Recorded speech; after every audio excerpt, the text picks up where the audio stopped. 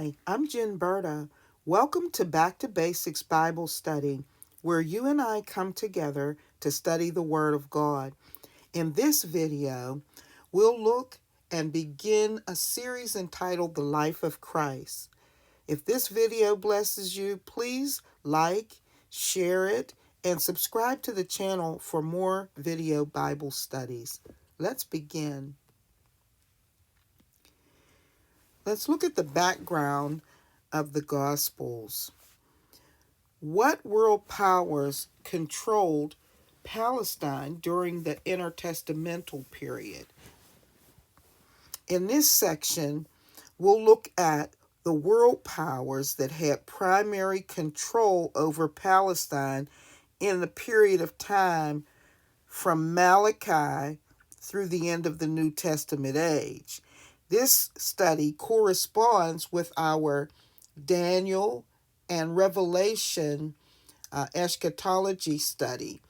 And so in this study, we will fill in blanks that will give us a complete overview of what the world looked like as it prepared for the coming of Christ.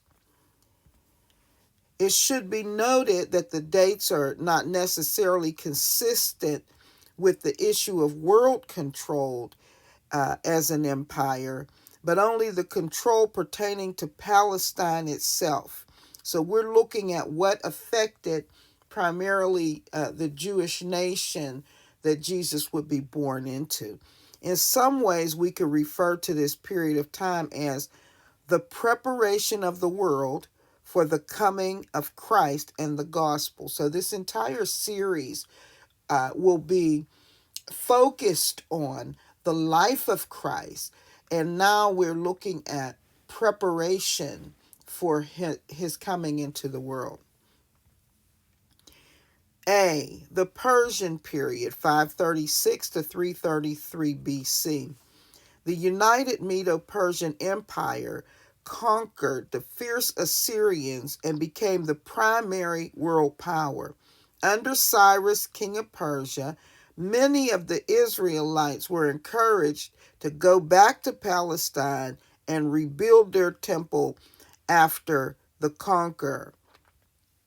And this was something that was significant to know about Cyrus's philosophy of conquering and ruling a people. His philosophy was to conquer a people and then give them back their religious freedom to encourage their long-term loyalty to him and to his kingdom. A significant thing that happened in this Medo-Persian period is that the synagogue system was established under Ezra, and it was established to promote the reading and the study of the Bible, of the Old Testament among the Jews, both in Palestine and wherever they were in exile. When we get to the New Testament period, the existence of these synagogues would be vital for the spread of the gospel. In many cities, that's where Paul's church planting found its springboard. Another significant thing that happened in this period that has a huge bearing on understanding the New Testament was the serious antagonism and rivalry that developed between the Jews and the Samaritans. The Samaritans launched some of the main opposition to the rebuilding of the walls under Nehemiah. This national grudge continued to increase up to the time of Jesus, to the point that each group despised one another. B, the Greek period, and that was from 333 to 323 BC. Under the leadership of Alexander the Great, perhaps the greatest military leader of all time, the world was brought under the control of the Greek Empire in just a few short years. Alexander made subjects of most of the world, from Greece to India. Legend has it that when he entered Palestine, he was shown the prophecies of Daniel about the kingdoms of the world, and he was so impressed that he became very kind and benevolent toward the Jews. Perhaps the most significant thing that happened under the Greek period is that of the unification of the world under the Greek language, and in a lesser extent, the Greek culture, which is still very prevalent. This would eventually prove extremely beneficial for the spread of the gospel, particularly as we know of it under the ministry of Paul. And so here, the Greek language and culture found its establishing foundation. Most of the New Testament would be written in the Greek language, and it became the universal language in the time of Christ. C, the Egyptian period, 323 to 204 BC. And under the leadership of Ptolemy, Egypt took control of Palestine. They would remain in control for well over 100 years. They were very kind to the Jews, and it was not uncommon for a steady stream of Jews to move freely between Palestine and Egypt. It was under his leadership that Alexandria became a major learning center and the location of the greatest library in the world. Ptolemy promoted a strong emphasis on learning and education on a wide range of topics, including religions. It was through his initiative that the Septuagint was produced, which was a Greek version of the Old Testament. And this is significant because the Septuagint, written in the most common language in the world, became the Bible of Jesus, Paul, and the early church. It was also accessible to people of non-Jewish origin now. It was literature that could be understood by more and more people because it was now in the common language. And this was the Bible of the land for 500 years until the Latin Vulgate superseded it.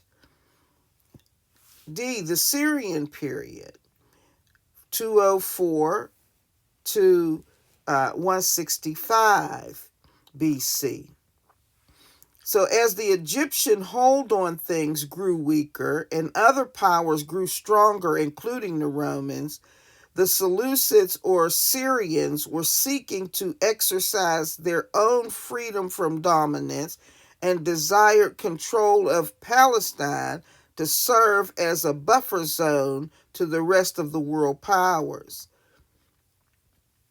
The Syrians had a tremendous hatred for the Jewish people, and under the leadership of Antiochus Epiphanes, many Jews, priests were killed, and changed the name of Jerusalem to Antioch, dedicated the temple instead of to the true and living God to Jupiter, and outlawed Jewish feasts and observances, including Passover. So when Antiochus declared himself to be God and set up an altar to Jupiter in the temple, offering pig's blood upon it, the Jews saw this as the abomination of desolation to which Daniel had referred in Daniel chapter 12. Unfortunately, he went way too far in antagonizing the Jewish people, and he aroused the wrath of a man by the name of Mattathias Maccabees. He and his 4 sons would become freedom fighters for the Jews. The Maccabean period, E, and that is from 165 to 63 BC. Mattathias Maccabees began his quest for freedom by killing the priest of Jupiter who had been functioning in the temple. He then fled to the hills and organized about 10,000 volunteers to serve as an army of farmers. Even though they were outnumbered 5-1 and armed with much inferior weapons, somehow they overcame the Syrians and drove them out with heroic acts of bravery. Judas Maccabees went to Jerusalem, cleansed the temple and the city, and brought a restoration of worship. It took several years before complete control of the land was accomplished under the leadership of the Maccabean family. Unfortunately, after the death of the original Maccabean leaders, their successors, their nephews and grandchildren, were politically corrupt, and the nation declined spiritually as a result of that over time. So the Roman period, F, was 63 BC to 476 AD. Eventually, the Romans grew in strength to the point that they were accomplishing their vision for world domination. One of the needs of the empire was clear and safe avenues of transport for goods and supply lines. They hired Pompey to clear the Mediterranean of pirates. In the course of his efforts, he landed in Palestine, saw the internal warring among the Maccabees, and seized the opportunity to take them captive to Rome. From that point, the Romans began their domination of Palestine. This is where we find the situation when Jesus was born.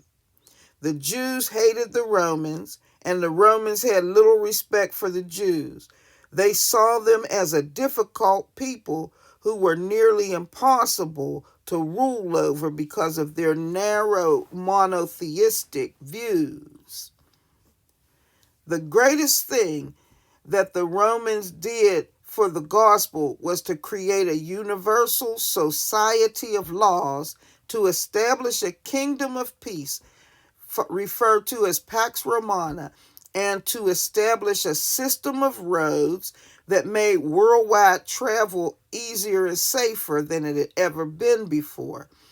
Many of the roads that were built by the Romans still endure to this day, and these roads would be the means by which the gospel would be carried into the entire world. Next, we'll look at the political setting at the time of Jesus Christ's birth. Thank you for joining me in this video. Let's pick this up in the next video.